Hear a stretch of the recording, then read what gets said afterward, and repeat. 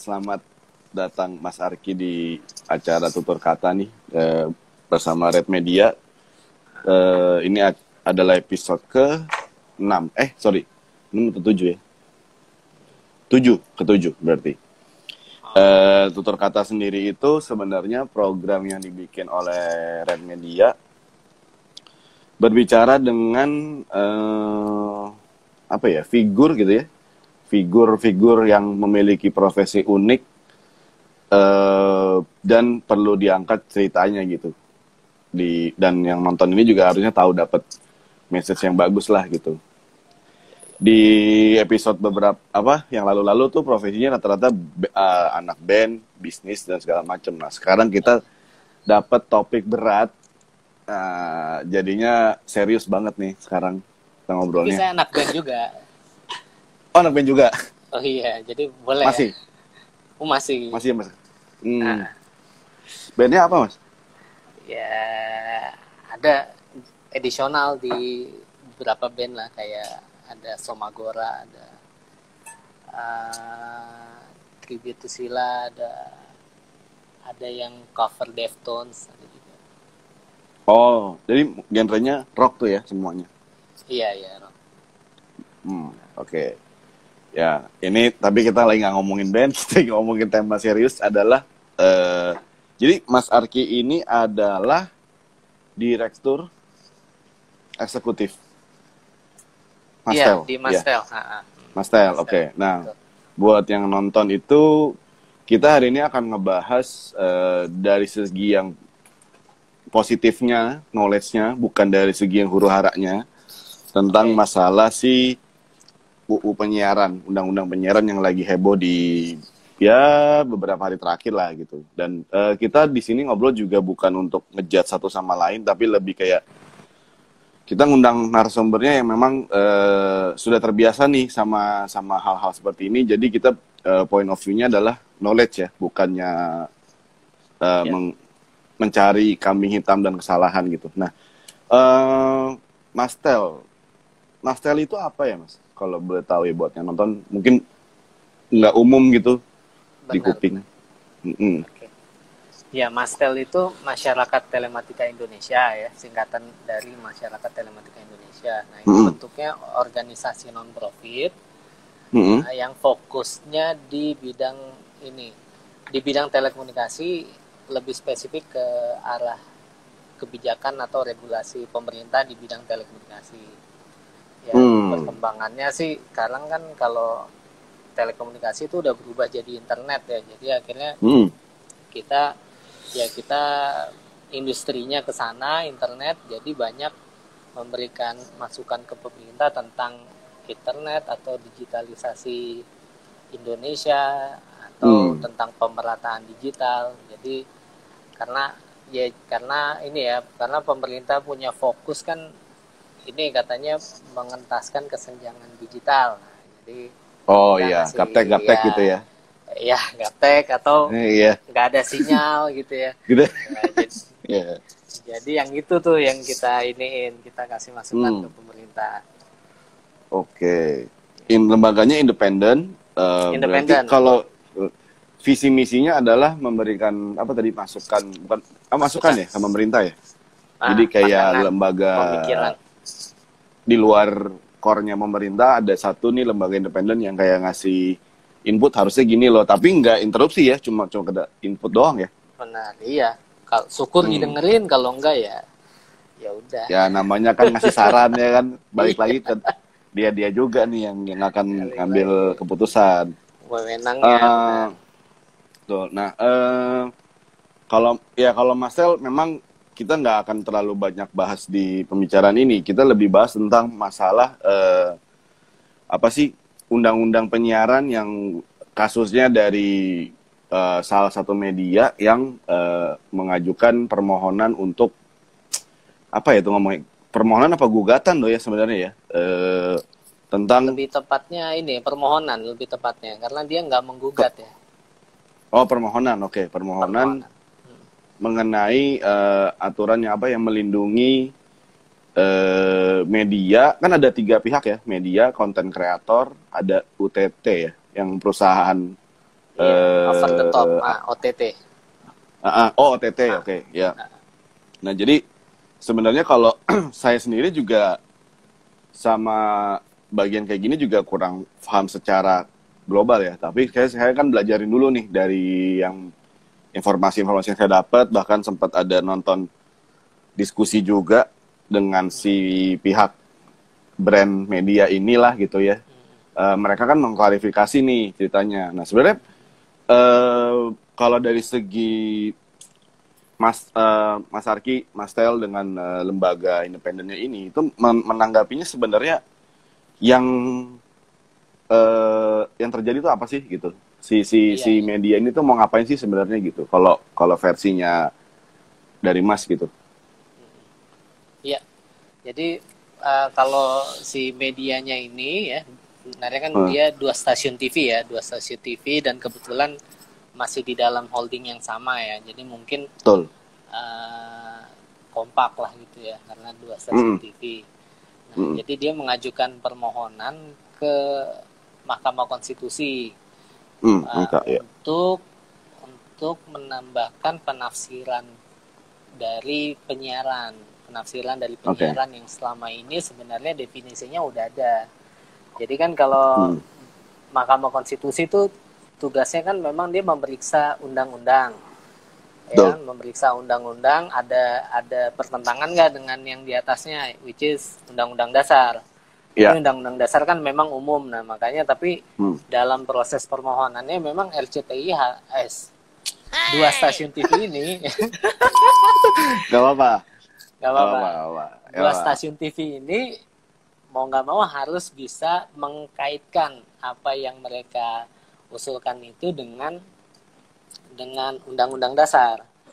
Nah, makanya mungkin banyak kalau genre-genre teman-teman yang muda-muda ya akhirnya kan ngedengar MNC bilang 2 stasiun TV ini bilang khawatir muncul konten yang bertentangan dengan UUD dan Pancasila. Kan langsung pada komplit semua. Apaan isinya? Ya, program lu begitu. Ya, atau kadang-kadang suka melenceng dari ini ya, dari ke Pancasilaan misalkan kayak gitu. Nah, tapi memang mereka dalam memasukkan itu ya mau nggak mau mereka menyampaikan harus apa ya, ini kaitannya dengan Undang-Undang Dasar, kaitannya dengan kepentingan nasional, moral. Yang saya yakin buat teman-teman sekarang kan lihatnya ya setengah ini ya, yang bener loh gitu. Ngejasnya dari jauh dulu gitu, dari pembicaraan dan namanya media sosial itu kan tingkat pemakaiannya orangnya udah nggak kenal golongan ya kalau misalnya bisa dibilang gitu. Terus dibilang gaptek enggak, karena menurut yang saya tahu itu kemarin data statistik kan orang Indonesia tuh 270-an juta gitu. Sekitar 60-70%-nya tuh udah ngerti nih sama gini-ginian nih. Sama Instagram, sama medsos gitu. Dan udah gadget savvy, cuma memang secara fungsinya mungkin belum paham banget ya. Make doang gitu. Make dan sekarang lagi pandemik, lebih gila lagi orang ya kan pakainya di rumah terus kan, ya udah pasti Instagram lah, udah pasti tuh yang top of dari semua ini gitu. Benar. Dan memang haters yang apa namanya, yang lagi berdiskusi satu sama lain atau bisa dibilang jadi kompor. Haters perlu, bukan haters itu kita salahin haters, tapi maksud saya tuh gini, haters ini memancing emosionalnya orang-orang yang mungkin yang netral, yang tadinya lagi skut-skut aja nih, lagi kalem-kalem, tiba-tiba jadi kepancing untuk memberikan asumsi bahwa, saya kemarin cuma sempat bilang sih, kayaknya ada beberapa konten kreator yang nantinya jadi terbatas tuh secara apa sih aktivitas digitalnya gitu ya, karena kan memakai jasa aplikasi si OTT tadi itu, dia bikin. Nah, si OTT ini kan kayaknya jadinya nggak ngefilter tuh, langsung posting. Sedangkan kalau di TV ada undang-undangnya kan, ya kayak nggak boleh ngomong apa, nggak boleh, kadang-kadang nggak boleh ciuman, nggak boleh, pokoknya yang ya itu bertentangan sama budaya dan apa sih undang-undangnya negara gitu. Iya, nah, itu pasti kaitannya ke budaya. pasti gitu. Karena orang Indonesia kan adalah culture-nya gini nih, beda dong sama Amerika gitu-gitu.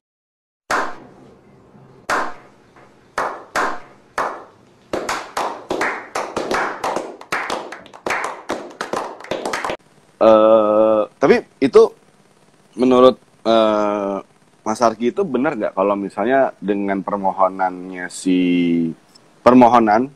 untuk mereview undang-undang tadi ini nih yang sedang berjalan itu akan membatasi konten kreator dan mungkin si brand aplikasinya sendiri gitu kedepannya kalau dikabulkan gitu. Ya kalau menurut saya sih nggak terlalu efek ya, karena yang diatur di dalam undang-undang penyiaran itu sebenarnya mekanisme distribusi konten. Jadi konten apapun itu ya bisa tetap dibuat oleh konten kreator, karena jadi ada pembatasnya nih. Jadi sini mungkin konten kreator. Nah, di sini ada pembatas. Nah, baru nih masuk ke mekanisme distribusi yang selama ini ya kalau kita lihat semua acara di TV kan dibuat oleh production house. Betul. Nah, production house itu konten kreator. Nah, TV itu bagian dari distribusi ya. Nah, karena distribusinya mau nyampe ke masyarakat, jadi ya di situ kemudian dipasang fungsi KPI, Komisi Penyiaran. Terus ada lembaga sensor film ya. Lembaga sensor film, terus ada Kominfo, ada persaingan usaha, ada Dewan Pers, ada perlindungan anak ya. PAI. Nah, sebenarnya itu udah kalau saya bilang udah berjalan, udah equip dengan baik. Termasuk kan misalkan ada kadang-kadang kita enek sama tayangan TV misalkan yang kita lihat ini berlebihan, kita juga bisa ngadu ke KPI kan. Iya. Terus ini ada ini nih gitu kan. Kalau misalkan jurnalis diancam, nah, akhirnya jurnalis bisa diancam untuk sebuah produk jurnalistik, ujung-ujungnya mereka juga bisa ngadu ke Dewan Pers kan, minta dilindungi. Nah, jadi sebenarnya mekanismenya udah cukup jalan ya, Nah, cuma di TV, bedanya di TV itu ada lagi yang lebih mengetatkan, misalkan program namanya pedoman perilaku penyiaran dan standar program siaran P3 SPS istilahnya. Nah, itu memang ya itu tadi yang unsur-unsur yang budaya atau yang pokoknya yang tidak bertentangan dengan budaya, tidak bertentangan dengan ideologi bangsa, misalkan ya kalau hari ini Indonesia nggak boleh punya paham komunis, rakyat Indonesia nggak boleh ada yang mendeklar sebagai organisasi komunis, ya tandanya di TV nggak boleh muncul kayak gitu.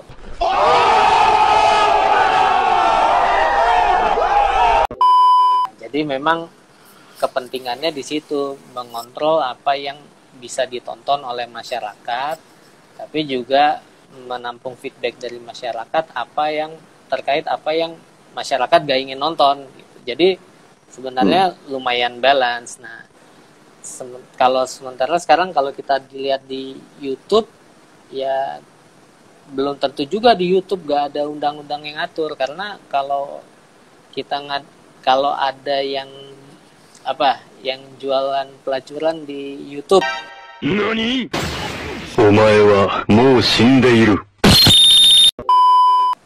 Misalkan kan juga bisa ditindak sama cybercrime kan, karena ada undang-undang pelacuran. Misalkan ada yang pornografi, yang orang Indonesia ya melakukan tindak pornografi di YouTube, ya bisa juga kena undang-undang pornografi di itu. Nah, cuma memang nggak ada pedoman perilaku penyiaran karena memang ilmu untuk konten nongol di YouTube tuh ilmu tingkat tinggi itu. Ya, dan banyak lah yang bikin konten yang kalau saya ngeliatnya udah bagus kok, view-nya masih segini. Terus gue mikir, ini gimana? Ya, itu udah ngebahas tentang si konten kreator dan apa yang dia bikin kan. Jadi Iya, yang tentang benar. biasa aja, kok likes-nya banyak atau view-nya Iya. banyak. Tapi orang yang udah capek-capek ngasih knowledge, gini doang Iya. nih, udahlah, lupain aja lah gitu. Iya. Belum butuh atau nggak ngerti atau bahkan nggak ngerti. Lebih ke Nggak nggak ngerti kali. Jadi nggak. Iya. Oke. Ya kan kayak Nah, sekarang cuma ini cek laku gitu ya. iya benar. Cuma kalau dari yang terjadi ini kan pengajuan dari satu media ke pemerintah. Wah, ada yang nanya, Michael nggak ada? Iya, soalnya lagi di rumah hari ini. Tepar nggak masuk kantor, jadi Michaelnya nggak ada. Michael Culture kayak IG live di rumah nih. Si media TV gitu, dia udah punya undang-undang.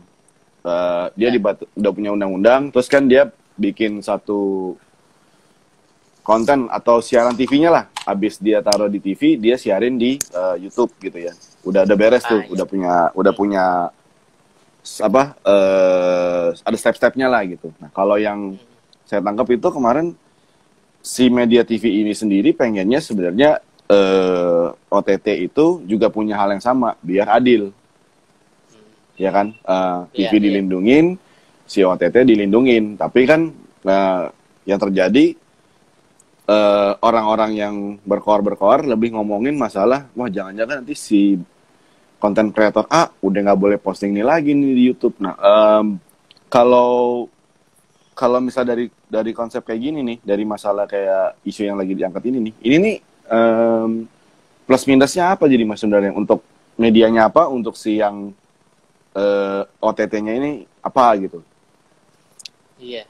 Ya ini aja ya sebenarnya masalah tadi kalau misalkan KPI dalam melaksanakan tugas dia dibekalin dengan ini pedoman perilaku penyiaran. Terus kalau di masalah pemberitaan ya Dewan Pers punya kode etik pers ya, punya undang-undang pers. Nah, terus kalau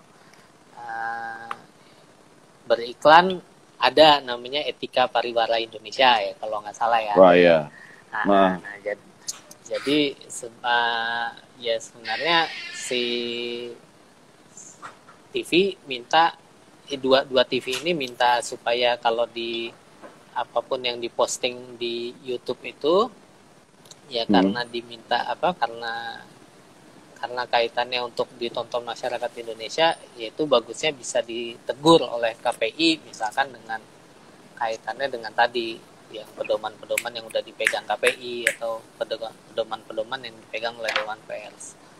Nah ya udah di situ kan akhirnya teman-teman konten kreator melihat lah emang pedoman perilaku penyiaran tuh apa gitu kan. Emangnya kalau ngikutin itu dijamin konten bakal bagus kan gitu ya, atau betul iya atau ya mending main aman gitu. Misalkan saya nggak tahu deh kalau yang ngeprank banci pakai sumbangan sembako batu tuh itu hitungannya pidana kali ya kalau di YouTube-in ya, dan itu nggak layak tayang kali ya kalau pakai pedoman perilaku penyiaran ya. Harusnya iya, karena itu sisinya banyak tuh. Lu mau lihat dari sisi mana? Dari si karakter bencongnya aja udah kayak mau ngejudge satu jenis apa sih? Iya. Satu apa ya? Diskriminasi gender khusus gitu ya. Nah, itu udah salah. Kalau saya sih cuma mikir itu aja. Sisa masalah kontennya mau ngomongin apa, lu mau startnya aja kan udah nganjolin satu karakter tuh. Bencong atau apa sih bahasa halusnya bencong tuh apa ya? Waria gitu. Itu aja udah salah banget tuh. Lu mau ntar jadinya jualannya bagus kek, mau bilang kontennya bagus pun diyakini karakter itu udah salah dulu gitu di awal. Nah, kalau berarti konten kreator itu sebenarnya harusnya aman-aman aja ya? Aman-aman aja, karena selama kalau ini dengan ini gitu. Iya. Selama ini juga ini kok udah ya kecuali kita belum punya industri film porno kan. Iya, itu sih aduh, itu hancur sih kalau ada tuh. Iya. Maksudnya belum ada, dan di Jepang aja industri film pornonya masih bisa dibatasin kan, kayak bagian apa di ada daerah khususnya. Bahkan daerahnya udah ada tuh sendiri yang begitu-begitu tuh. Ya. Ya udah, nah jadi kalau ngelihat yang konten kreator ya sebenarnya masih bisa ketika dia mengkritik pemerintah, dia masih punya kebebasan bicara ya yang dijamin undang-undang. Ketika dia misalkan menyampaikan berita ternyata menyinggung pihak lain pun juga dia udah dilindungi oleh Dewan Pers ya kan. Ya yang penting administrasinya diurus ya kan.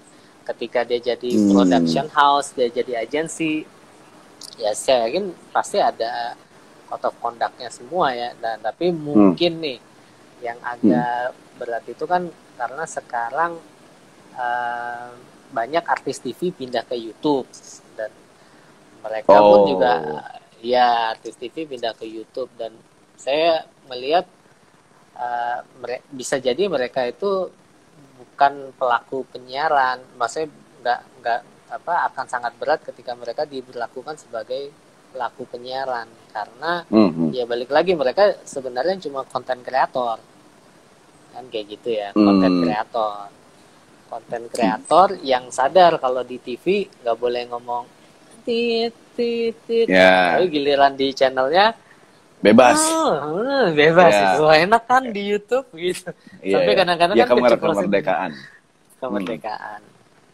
ya misu-misu masih boleh lah gitu. Nah sebenarnya kemarin saya sempat tak dapat info langsung dari KPI yang kaitannya misalkan ada anak kecil berenang disensor kartun anak-anak disensor bagian lagi berenang kayak Shizuka gitu ya. Itu katanya inisiatif si stasiun TV. Oh, itu tuh inisiatif si orang yang ada di belakang operatornya stasiun TV, entah dia punya preferensi tertentu. Jadi sebenarnya KPI itu nggak pernah nyuruh untuk menyensor kartun tuh nggak ada ceritanya KPI itu nyuruh nyensor kartun. Dan yang namanya kartun kan udah diatur munculnya supaya di untuk anak-anak. Iya. Peruntukannya udah untuk anak-anak. Gitu. Ya, jadi kita di luar banyak yang ini ya kan, biasnya kan. Ya konten kreatornya sebenarnya aman. Justru yang sebenarnya kalau saya ngeliat itu yang nggak aman adalah si kan ada media, ada konten kreator, ada si lembaga atau company yang OTT tadi, itu yang sebenarnya hitungannya bukan nggak aman sih, lebih ke ya lu mau nggak nih adaptasi, lu kan lagi di Indonesia nih, lu kan mostly perusahaan luar tuh yang ya YouTube perusahaan luar lah dan sosial media yang lain gitu. Nah, mau adaptasi apa enggak gitu kan. Nah kalau misalnya nggak mau adaptasi, apakah itu ntar akan tiba-tiba kita nggak bisa nonton YouTube lagi apa kali ya di Indonesia gitu? Iya, kalau nggak bisa nonton YouTube lagi pasti akan muncul YouTube lain. Oh iya benar juga.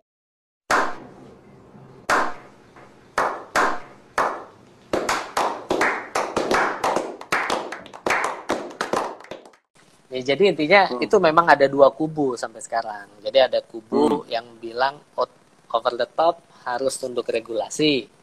Tapi ada yang bilang regulasi menghambat inovasi atau bisnisnya over the top. Nah, jadi itu memang dua kubu itu tuh ya semuanya punya argumen. Misalkan kita ambil yang ini aja, regulasi menghambat inovasi ya. Jadi ya mereka punya keyakinan bahwa industri internet itu tuh kontennya beragam dan cepat berubah ya kan. Ya bayangin dulu bawa TikTok sampai dipanggil sama Kemkominfo, tiba-tiba sekarang semuanya main TikTok. Gila nggak? Emang apa sih nggak boleh? Sombong amat. Iya kan. Jadi rezimnya itu gagap, pemerintahnya itu gagap ketika melihat hal baru. Ya kan, padahal sebenarnya itu hal-hal lama yang dalam format baru gitu, yang disajikan dalam format baru. Iya, perubahan zaman menentukan perubahan format kan. Iya, media makin luas kan, media penyampaian informasi makin luas. Iya. Orang pintar makin banyak. Kenapa orang pintar minum tolak angin? Ya karena kalau minum baygon yang meninggal.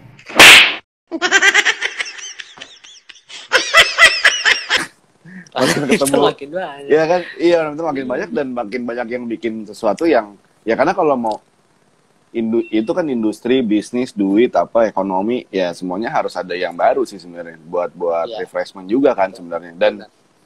dan memang tujuan positifnya memang media kan ya ataupun apa OTT tadi itu kan pengennya sih dia bikin itu pasti untuk memberikan sesuatu yang positif. Nggak ada tuh OTT tiba-tiba bikin maunya ngasih taunya terorisme juga nggak mungkin kan. Iya. Dari situ nggak Jadi, mungkin.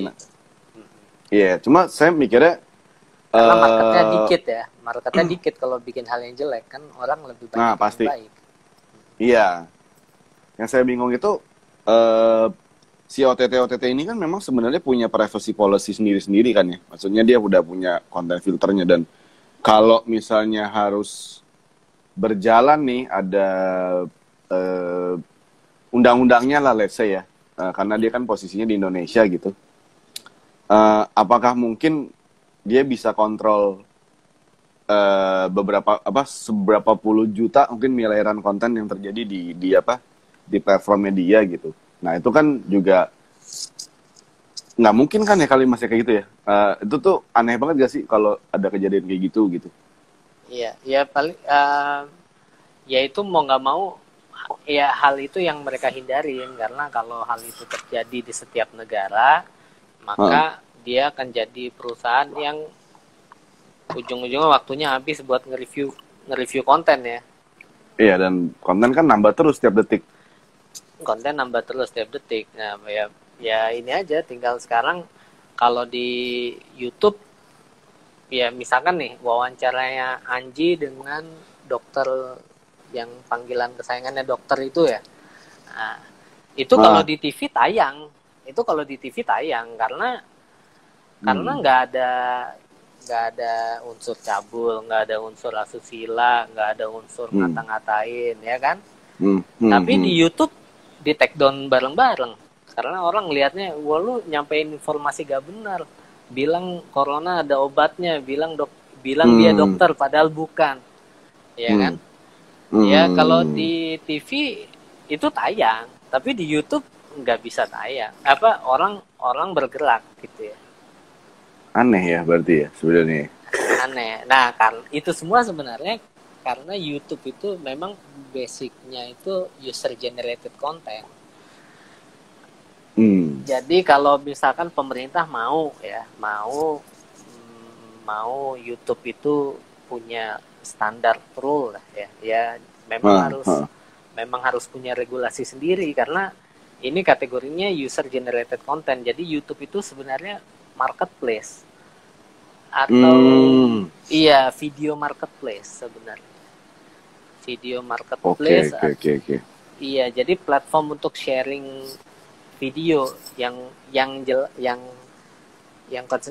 sebenarnya prinsipnya itu konten tanggung jawab masing-masing uploader kan.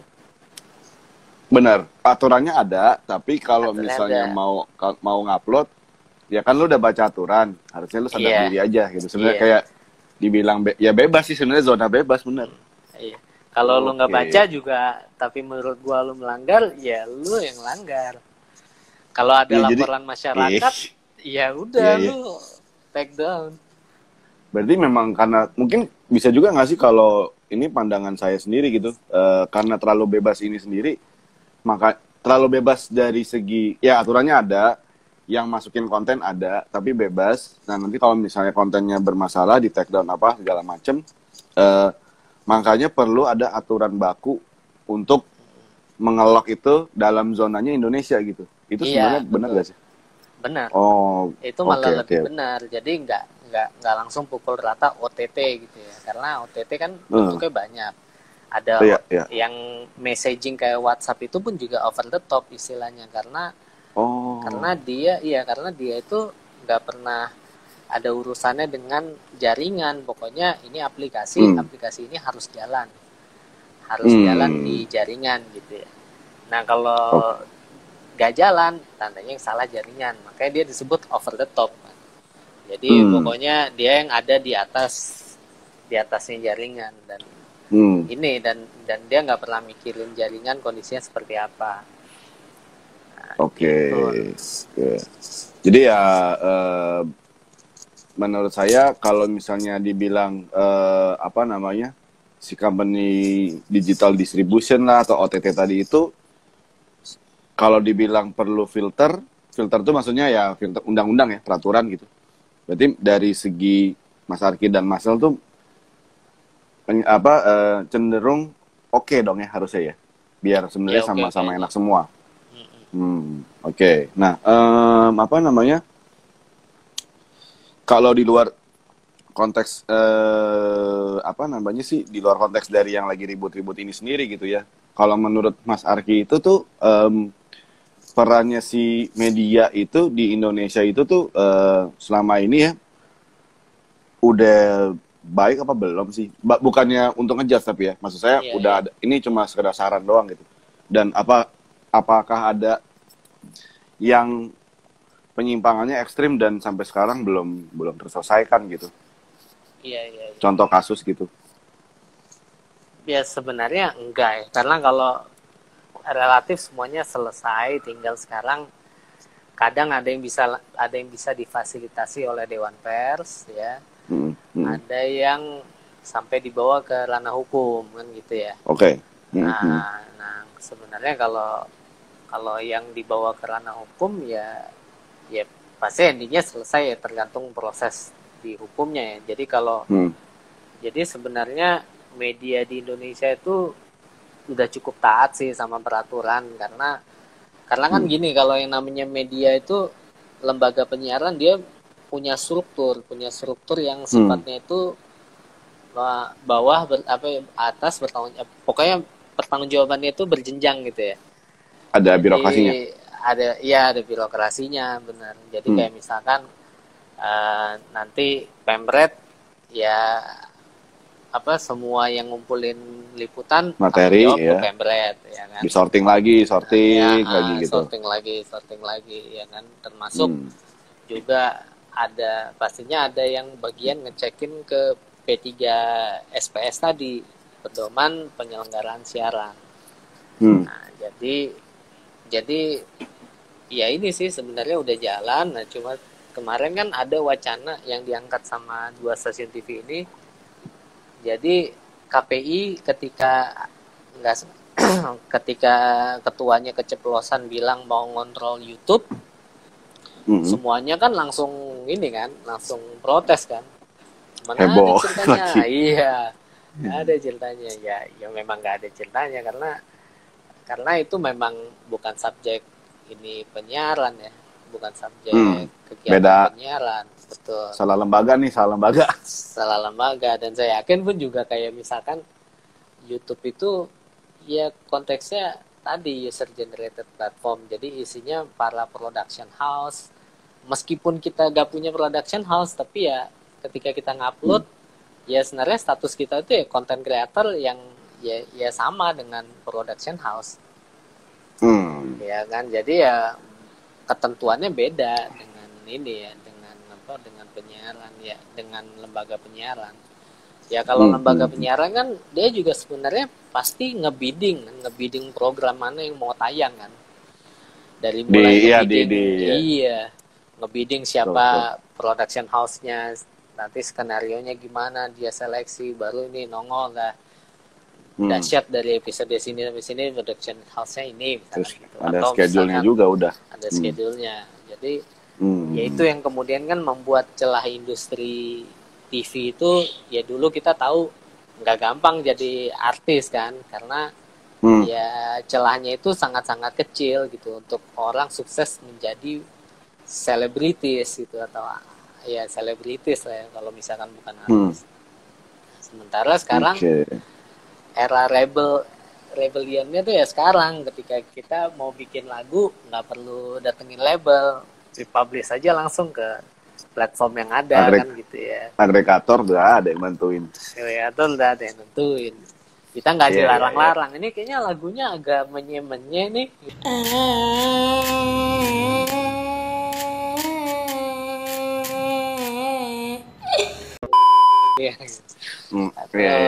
Ini kurang menye-menye dikit.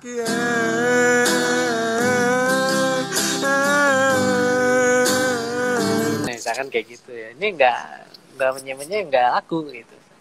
Ya udah nggak ada lagi yang ngedikte kayak gitu, semua bisa bikin. Nah, Mas Teo sebagai lembaga independen ini juga pertanyaan tambahan di luar yang memang kita udah sempat pengen bahas. Ada kan sebelumnya juga kita udah nyeting nih beberapa poin yang memang harus dibahas gitu. Nah, penasarannya saya itu sekarang kalau kemarin itu kan si media diinterview sama media lain tentang klarifikasi. Nah, kalau Mas Tel itu sebagai lembaga independen itu sejauh ini bukan kontribusi, menyarankannya kan pasti kan berhubungan dengan pemerintah juga tuh, dengan yang nanti sama MK juga pasti kan akan ketemu lah segala macam. Itu menyarankannya sampai sejauh mana, Mas? Kalau saya boleh tahu gitu. Iya. Ya sebenarnya kalau Mas Tel sendiri menyarankannya tuh biasanya ke Kominfo atau DPR. Oke. DPR. Dan itu kaitannya dengan ya di tahun lalu undang-undang penyiaran tuh katanya sempat mau dibahas. Tahun ini akhirnya masuk lagi dalam rencana pembahasan tapi diundur lagi ke tahun depan. Nah, jadi sebenarnya ya itu tetap masuk dalam bahasan diskusi karena banyak orang yang yang ingin tahu kedudukan YouTube itu seperti apa kan gitu. Oke. Terus jadi dan kita juga di Mastel kan punya anggota yang berasal dari pelaku TV. Betul. Jadi betul, ya. beberapa stasiun TV itu anggota Mastel dan bahkan asosiasi para stasiun TV pun juga anggota Mastel. Jadi mereka semua di Mastel. Ya sempat kita ngadain diskusi terakhir itu ya dari mereka ngelihatnya ya iklan memang tergerus ya, pendapatan iklan tergerus dari para OTT ini karena kan yang di TV itu kan sifatnya iklan tuh umum, sementara kalau di platform digital iklan kan bisa langsung kayak sniper ya. Iya, di AdSense nih. Saya mau orangnya begini, ini keluar dah. Dia yang dapat iklan. Jadi lebih efektif. Nah, itu pun juga sebenarnya kaitannya dengan kita sangat-sangat menyerahkan data kita kita sangat-sangat terbuka terhadap data kita. Jadi profiling kita itu akhirnya memang itu yang menjadi modal bagi para OTT ini untuk mendapatkan profiling target iklan yang tepat kayak gitu. Misalkan customernya misalkan kita cari orang yang suka celana jeans ya bisa jadi berdasarkan segmen umur ya kan, ketika kita semua ngasih tahu umur kita ke Instagram ke mana ya pasti kita masuk dalam kelompok itu gitu. Atau domisili di mana ya kan, ya kita pasti masuk dalam kelompok itu. Nah, itu profiling itu yang kemudian membuat iklan di digital lebih manfaat, lebih tepat lebih sasaran, targeted ya. lah. Iya, lebih targeted. Nah, sementara yang di media cetak iklan turun, tutup bahkan beberapa. Iya. Nah, yang Kandas. di TV pun juga berkurang gitu kan. Ya itu yang pastinya terasa. Nah, itu. Jadi sebenarnya harusnya TV, tapi gini ya, TV itu penontonnya mungkin kalau kita ngomong di hampir setiap rumah biasanya punya siaran TV kan, udah punya antena lah segala macam. YouTube pun juga ada viewer, tapi kan ada syarat harus pakai internet dan nggak semua mungkin yang gadgetnya punya, internetnya belum tentu lah, karena apalagi daerah-daerah pelosok ya memang mungkin nggak akses internetnya belum sebagus antena TV yang jelasnya sudah duluan TV lah ya daripada internet gitu. Nah,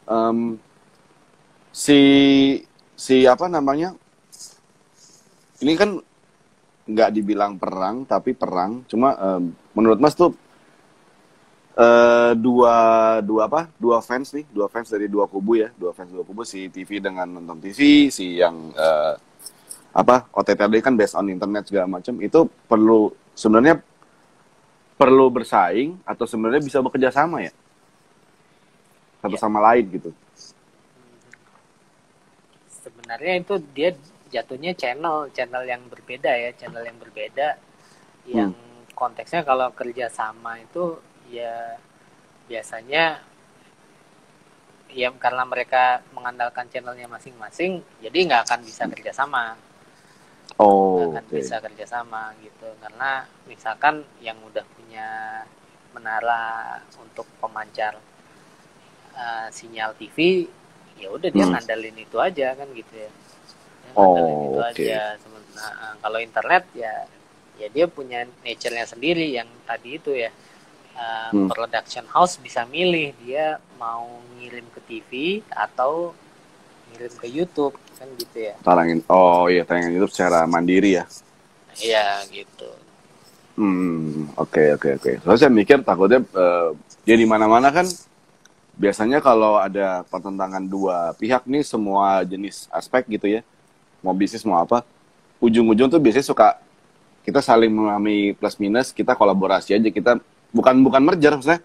Bukan merger. Ya udah kita kerjasama aja deh gitu biar win-win solution dan ini menyenangkan semua pihak kok gitu. Nah itu saya lagi kemarin mikir aneh bisa nggak ya nih untuk kolaborasi gitu antar TV dan OTT sendiri gitu.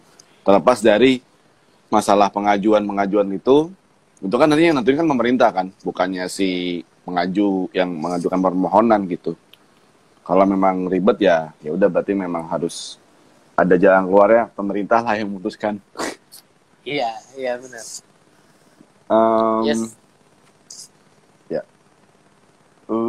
Apalagi ya, kalau untuk tema ini kan sebenarnya kita maunya mengklarifikasi versi lembaga yang berurusan dengan dunia inilah gitu.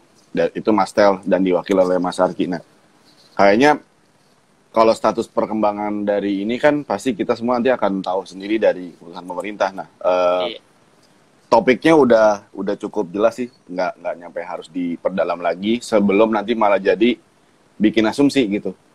Wah, nih Instagramnya Siret nih bikin gini-ginian nih, wah dihujat juga. Jadi tambah naik, tapi follower naik biasanya. Gak tahu nih, kita lihat aja abis ini gimana.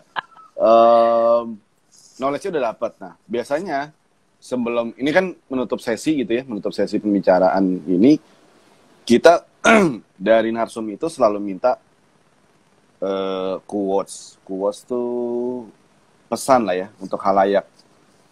Nah, kalau dari segi Mas Arki dan Mas Tele sendiri, untuk orang-orang yang nonton dan nanti akan nonton ya abis ini gitu, kira-kira pesannya apa ya? Ya, pesannya apa ya?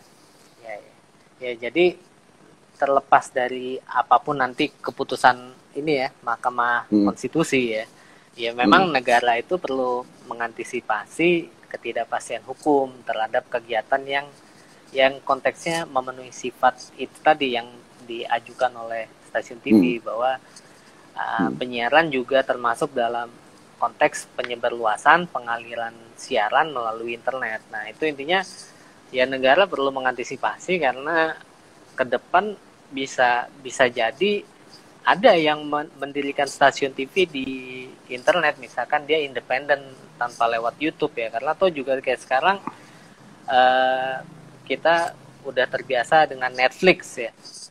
Netflix itu nature-nya itu importer film, karena betul untuk yang film-film dari luar dia tuh nature-nya nature importer film, sementara importer film yang konvensional dalam artian yang belum melalui platform ya mereka ngurus ini pajak impor ke bea cukai.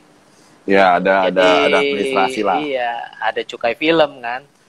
Cukai film ya itu yang importer film seperti beberapa provider bioskop lah. Nah, itu semua mereka melakukan hal itu, termasuk para distributor DVD ya, kalau zaman dulu ada ya DVD itu semua ngurus tuh izin impor film. Dan yang namanya impor film tadi itu konteksnya tetap harus ketemu di depan dulu dengan bea cukai dan lembaga sensor kan gitu ya, baru bisa didistribusiin di Indonesia kan gitu ya. Kecuali memang dibawa langsung dari luar negeri. Nah jadi terlepas dari apapun nanti keputusan MK, ya negara harus mengantisipasi ketidakpastian hukumnya. Jadi ya apa yang tidak terfasilitasi di Undang-Undang Penyiaran, kalau memang pemerintah ingin menciptakan ekosistem yang baik, yang kalau di Amerika tuh kan lebih detail ya, misalkan video chat gak boleh mempertemukan antara anak di bawah umur dengan orang dewasa karena akan menjadi fasilitator untuk pedofilia kayak gitu.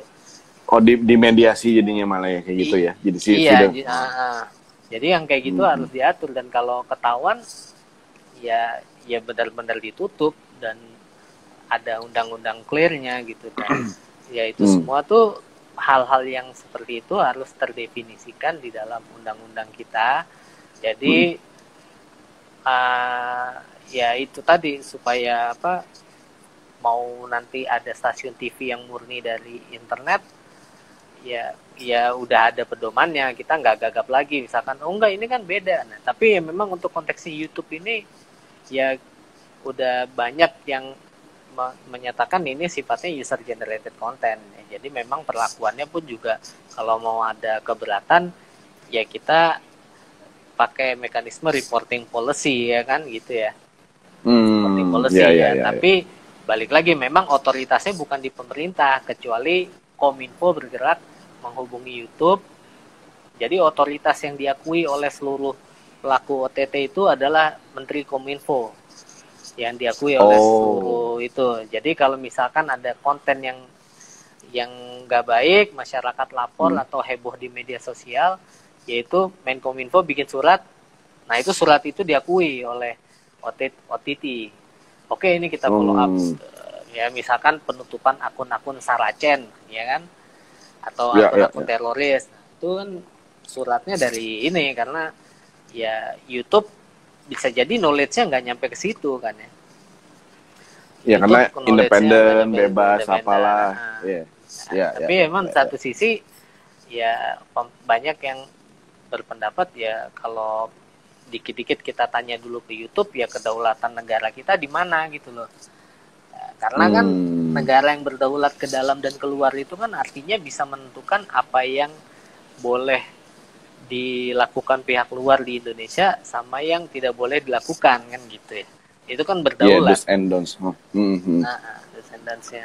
Jadi ya itu tadi, kalau konteksnya pemerintah mau serius menegakkan kedaulatan, ya memang harus punya harus ngetik pasal yang menyatakan bahwa setiap penyelenggaraan kegiatan yang memperoleh manfaat ekonomi di Indonesia wajib memenuhi kewajiban perpajakan dan regulasi lainnya, misalkan kayak gitu. Ya harus ada yang kata-kata kayak gitu. Jadi kalau misalkan ada kata-kata kayak gitu kan kita nggak perlu yang sifatnya terjebak di ini kata-kata moralitas, nggak perlu terjebak di budaya ketimuran, ya kan? Tapi ya udah by ini aja di atas kertas ya, ada ketentuan perpajakan lu harus nurut, ada regulasi ya silakan atur sendiri, misalkan pornografi, undang-undang ITE,